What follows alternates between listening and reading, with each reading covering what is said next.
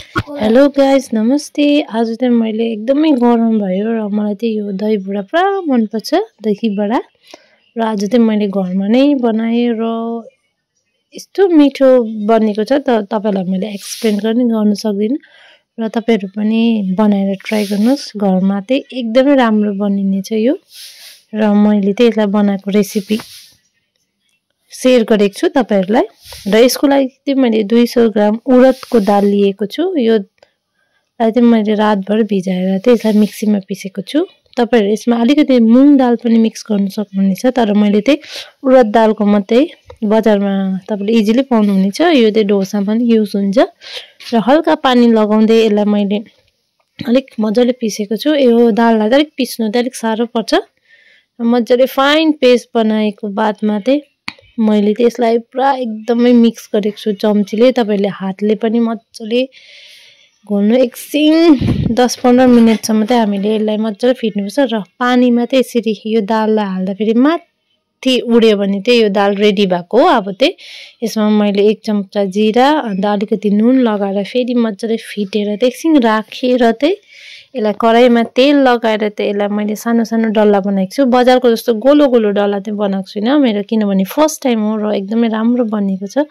र यसरी नै मैले सानो सानो डल्ला बनाउँदै यसरी फ्राई गरेको छु।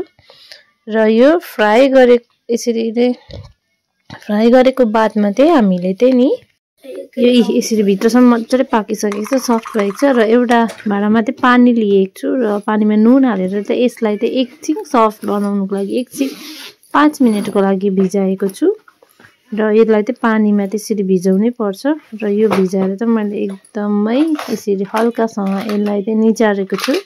निचार्दै राख्दै र अब चाहिँ मैले यो दही बडाको लागि चाहिँ चटनी बनाउँदैछु, ग्रीन चटनी। यसको लागि चाहिँ मैले अलिकति धनिया, त्यति नै मैले पुदिना पनि लिएको छु, मिन्ट र 2-3 खोर्सानी, तपाईले कति पिरो खानुहुन्छ, र सानो अदुवाको टुक्रा र 4 पोटी लसुनको दाना र 1 चम्मच जिरा र स्वाद अनुसार नुन लिएको छु।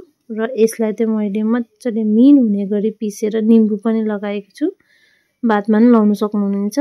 र मैले चाहिँ प्याकेटको दही लिएको छु। यो आधा केजी जति दही चाहिँ अलिअलि अमिलो थियो र यसमा मैले दुध मिक्स गरेको छु। र यसमा मैले चिनी पनि लगाएको छु 2-3 चम्मच। र अघि यो निचारेको यो दालको बडालाई चाहिँ यसरी दहीमा एकछिन हामीले 5-10 मिनेट र भिजाएको बादमा चाहिँ यसरी प्लेटमा मैले सर्भ गरेर चाहिँ यो माथि मज्जाले जति मैले ग्रीन चटनी, अलिकति टोमेटो सस, अलिकति धनिया पाउडर, आमचुर पाउडर, नुन, अलिकति खोर्सानी हालेर माथिबाट गार्निस गरेको छु। र तपाईहरुले पनि बनाएर ट्राई गर्नुस् र मलाई पनि भन्नुस् कस्तो बन्यो, कमेन्ट गर्नुस्। र मेरो त एकदमै मिठो बनेको छ, बजारको भन्दा दामी। र तपाईलाई ज्यादा गुलियो खानु मन पर्यो भने त